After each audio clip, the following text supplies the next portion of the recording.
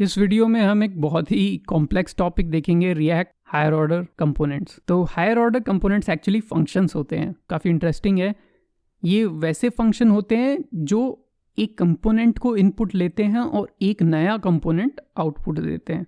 ठीक है, जैसे कंपोनेंट, कोई भी कंपोनेंट क्या करता है, वो प्रॉप्स को इनपुट लेता है और आपको एक HTML या ऐसा कुछ आउटपुट दे देता है। तो वैसे ही ये एक कंपोनेंट इनपुट लेते हैं और एक नया कंपोनेंट आपको दे देते हैं। तो ये एक्चुअली में फंक्शन होते हैं। तो इस तरह से आप इमेजिन कर सकते हो एक हायर ऑर्डर कंपोनेंट जो कि एक फंक्शन है, उसके अंदर एक आपने कंपोनेंट पुट किया तो आपको एक इम्प्रूव्ड कंपोनेंट मिल जाएगा। Improved in the any sense, उसमें कुछ आप ऐड कर रहे होगे। एक एग्जाम्पल लेके चलते हैं। तो जैसे मैंने हायर ऑर्डर कंपोनेंट लिखा है, इसमें एक फंक्शन है और अंदर आप देखोगे तो ये पूरा आपको कैसा लग रहा है, ये जो रिटर्न कर रहा है चीज़ वो अपने आप में एक फंक्शनल कंपोनेंट ही है। तो एक और फंक्शनल कंपोनेंट बना रहा है जिसमें ये इस कंपोनेंट को तो ले ही रहा है, उसके अराउंड एक क्लास नेम डार्क, जैसे डार्क थीम ऐड कर रहा है, और मे बी एक डेटा जो मे बी आपने हायर ऑर्डर कंपोनेंट को पास किया था सेकंड आर्ग्यूमेंट में, और प्रॉप्स तो एज इट इज पास कर दे रहा है। जो भी आपने ऊपर प्रॉप्स डाली हैं जो हायर ऑर्डर में आप पुट करोगे उनको एज इट इज वो लोअर में भी एज इट इज़ पास आप डिस्ट्रक्चर करके कर रहे हो। तो ये तो बहुत छोटा सा एग्जांपल है, हमेशा ऐसे काम के लिए इसको यूज़ नहीं किया जाता है, बट इससे आपको एक आइडिया लग जाएगा। तो जो डेटा है ये आपका सेकंड आर्ग्यूमेंट से आया है, प्रॉप्स ऊपर से आए हैं। इसको एक कोड से समझ लेते हैं तो ज़्यादा क्लियर होगा। इस वीडियो में हमने पहले से कुछ कंपोनेंट्स बना रखे हैं। यहाँ एक DB है जिसमें बुक्स और सॉन्ग्स हैं। यहाँ दो कंपोनेंट हैं जो उन बुक्स और सॉन्ग्स को यूज़ करता है। ये दो कंपोनेंट काफ़ी सिंपल और सिमिलर से हैं। इसमें आप बुक्स नाम से जो ऊपर से प्रॉप्स आती है उस पे एक मैप लगाते हो और बुक्स, और यहाँ पे आप सॉन्ग पे एक मैप लगाते हो। तो बुक में टाइटल और ऑथर है, सॉन्ग में टाइटल और एल्बम है। साइड में आप आउटपुट भी देख पा रहे हो कि एक सिंपल रिजल्ट है। दोनों काफ़ी सिमिलर हैं। इस चीज़ को आप पॉज करके भी थोड़ा सा समझ सकते हो कि बुक्स और सॉन्ग्स किस तरह से क्रिएटेड हैं। हम इनको यूज़ करते हुए एक हायर ऑर्डर कंपोनेंट क्रिएट करेंगे। तो मैं हायर ऑर्डर कंपोनेंट जो कि एक फंक्शन होता है वो क्रिएट करता हूँ और उसका नाम है विद HOC। कुछ भी रख सकते हैं, विद एक कन्वेंशन है। फिर मैं उसमें एक फंक्शन क्रिएट करूँगा जिसके अंदर एक कंपोनेंट रिटर्न होगा। तो जो रिटर्न हो रहा है वो एक अपने आप में कंपोनेंट है। तो आप ध्यान दे सकते हो इसका इनपुट में हमेशा एक कंपोनेंट तो होगा ही, क्योंकि एक कंपोनेंट इनपुट लिया जाता है और दूसरा आउटपुट दिया जाता है। तो यहाँ पे जैसे बुक्स है तो वो चीज़ आप वापस, जैसे यह कंपोनेंट है तो C कैपिटल जो कन्वेंशन है, और कंपोनेंट रिटर्न कर सकते हो। ये रिटर्न करना है। चलिए ये ब्रैकेट्स आप नहीं लगाओगे वरना तो ये फंक्शन ही हो जाएगा। रिटर्न में जो आप कर रहे हो फंक्शन नहीं होना चाहिए, वो कंपोनेंट होना चाहिए। तो उसके लिए मैं यहाँ एक और डिव में इसको इनक्लोज कर देता हूँ ताकि हम कुछ इस पर क्लासेज या ऐसा कुछ लगा सकते हैं जिससे कुछ तो कन्वर्ट करेगा हमारा HOC उसको। तो ये जो ब्रैकेट है इसको हम हटा सकते हैं इसकी जगह, क्योंकि डायरेक्टली हमको रिटर्न ही करवाना है ये चीज़ रेंडर में। तो ये यहाँ पे मैं सिंपल ब्रैकेट्स पैरेंथेसिस लगा सकता हूँ।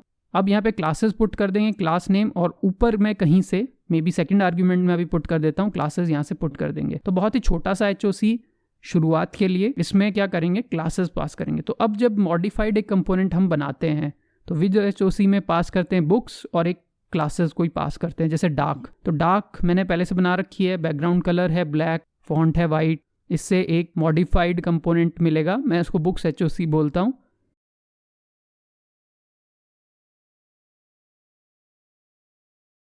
इसको हम एक्सपोर्ट कर देते हैं और वहाँ जाके इसको इंपोर्ट भी कर लेंगे। तो यहाँ मैंने इंपोर्ट कर लिया।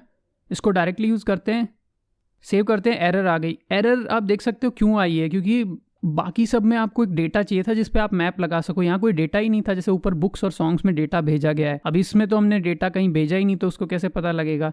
तो इसको थोड़ा सा मॉडिफाई करते हैं हम एक तरह से।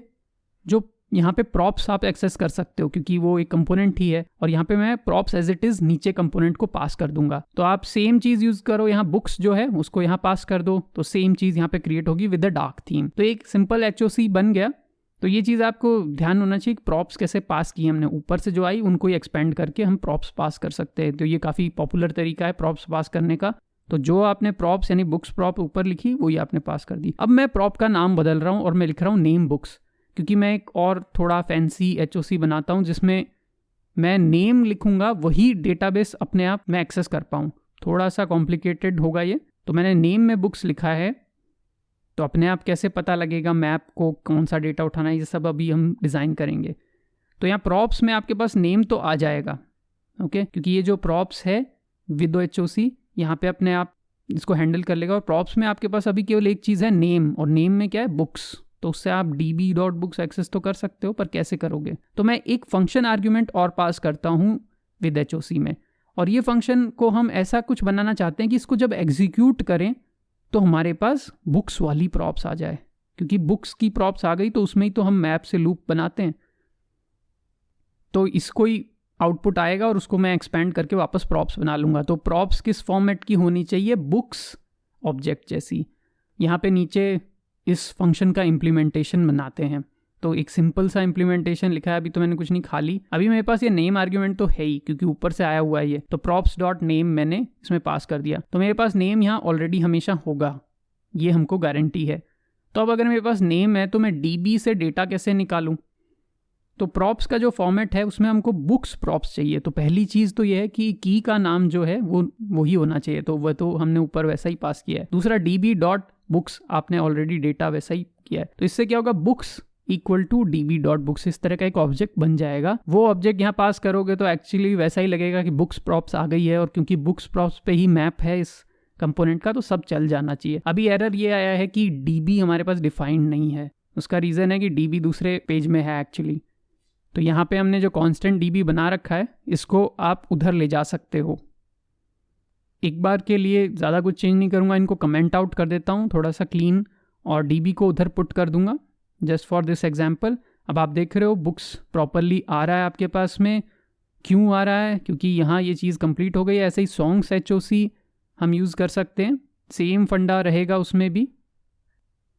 नेम हम सेम ही रख सकते हैं क्योंकि सॉन्ग्स में हम नेम सॉन्ग पास करेंगे, सब कुछ वैसा ही है। एक्सपोर्ट इंपोर्ट हम कर सकते हैं सॉन्ग्स HOC कंपोनेंट को, तो यहाँ मैं इसको इंपोर्ट कर लेता हूँ। हमने इसको एक्सपोर्ट नहीं किया है तो यहाँ हम इसको एक्सपोर्ट भी कर लेते हैं और सेव करके देखते हैं, तो आपके पास सॉन्ग्स भी आ रहा है। तो इस लॉजिक को एक बार वापस से समझते हैं कि हुआ क्या एक्चुअली में, कैसे ये क्या किया है हमने गेट डेटा बना के। आप यहाँ देखोगे तो जो सेकंड आर्ग्यूमेंट है विद HOC में, जो लाइन 46 में आप देख सकते हो, वो एक्चुअली एक फंक्शन है जो आपने इस तरह से बनाया कि उस फंक्शन को अगर नेम मिले तो वो डेटाबेस से नेम निकाल के एक प्रॉप का फॉर्मेट बना ले। तो एक तरह से फंक्शन की डेफिनेशन यहाँ पे है। वो फंक्शन की डेफिनेशन कहाँ काम आती है? वो लाइन 42 में जब आप कंपोनेंट को एग्जीक्यूट करते हो, मतलब विद HOC जब चलता होगा तो उसके अंदर कंपोनेंट तो रिटर्न होता ही है, उस टाइम पे इस डेफिनेशन को वो काम लेके नए तरह से डेटा बनाता है। ये करने की ज़रूरत इसलिए पड़ी क्योंकि पिछली कंपोनेंट की डेफिनेशन में तो क्या था, बुक्स चाहिए था उसको बुक्स। और HOC का मेन फंडा ये होता है कि आपको HOC के अंदर जो कंपोनेंट आपने इनपुट किया उसको खुद को नहीं चेंज करना है, किसी तरह से उसके ऊपर टॉप पे कुछ मॉडिफिकेशन लाने हैं। तो यहाँ पे हम उसके अंदर जाके उसकी प्रॉप्स का नाम नहीं चेंज कर रहे, तो बुक्स प्रॉप्स ही रहेगी। तो कैसे हम बुक्स प्रॉप्स ले आए, लेकिन पास तो हमने नेम प्रॉप की थी, तो उसके लिए मॉडिफाइंग करने का काम गेट डेटा करता है। तो ये थोड़ा सा कॉम्प्लेक्स है, एक बार आप ध्यान से देखो तो विद HOC जहाँ डिफाइंड है, मतलब डिफाइंड कहाँ पे है, वो 39 लाइन से शुरू होता है, तो उसकी डेफिनेशन में गेट डेटा का एग्जीक्यूशन है, और जहाँ पे विद HOC का एग्जीक्यूशन है वहाँ पे आपका गेट डेटा का डेफिनेशन है। तो ये एकदम उल्टे हैं, और इसका रीज़न भी काफ़ी सही है क्योंकि आप देखोगे रिएक्ट में ऐसा फंक्शन हमेशा उल्टे ही पास होते हैं। मतलब डेटा डाउनवर्ड जाता है तो सिंपली होता है, जैसे प्रॉप्स डॉट नेम के साथ हुआ, लेकिन जब डेटा अपवर्ड भेजना होता है तो फंक्शंस हमेशा डेटा से सिंपल जो स्ट्रिंग डेटा है या ऑब्जेक्ट है उससे उल्टा बिहेव करते हैं, वो कॉल कहीं पे और होते हैं और पास वो डाउनवर्ड किए जाते हैं। तो ये एग्जाम्पल आप पॉज करके अच्छे से वापस से एक बार देख सकते हो। अब मैं एक नेक्स्ट चीज़ करना चाहता हूँ, यहाँ पे जो डार्क लिखा हुआ है इसको भी हम एक एग्जैक्ट वहीं से ही हम HOC से ही पास कर सकते हैं। क्यों हम इसको एक HOC में कुछ स्पेशल चीज़ बनाए, तो मैं थीम नाम से एक प्रॉप बना रहा हूँ, यहाँ पे मैं डार्क थीम इस बुक्स पे केवल पुट कर देता हूँ, तो सॉन्ग्स पे नहीं पुट कर रहे, केवल उस पे पुट कर रहे हैं। तो जैसा कि आपको पता है प्रॉप्स में वो डायरेक्टली आ जाएगा, तो यहाँ पे हम उसको डायरेक्टली यूज़ कर सकते हैं। तो क्लासेस की ज़रूरत नहीं है, क्लास का नाम ही तो डार्क है, तो आप सीधे प्रॉप्स डॉट जो आपने वहाँ पास किया था थीम वो यूज़ कर सकते हो। तो क्लास में डायरेक्टली आपके पास थीम आ गई, तो क्लास आर्ग्यूमेंट की ज़रूरत नहीं है, विद HOC में भी उसकी नीड नहीं है। तो अब आप काफ़ी इजीली आपकी थीम भी आपकी चल रही है और आपका डेटा कन्वर्टर फंक्शन भी चल रहा है। इसको रिफ़्रेश करोगे तो अभी आपकी थीम नहीं चली, ये हमने सेव नहीं किया था। अब रीलोड करते हैं, बुक्स डार्क हो गई है, दूसरी डार्क नहीं हुई क्योंकि उसमें हमने थीम अप्लाई नहीं किया है।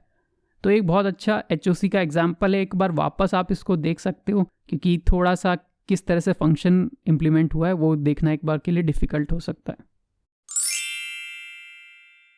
तो इस चैनल पे हम देखते हैं इंटरेस्टिंग कोड कॉन्सेप्ट्स और उनके एग्जाम्पल कोड्स। अगर आप और ऐसे वीडियो देखना चाहते हैं तो सब्सक्राइब कीजिए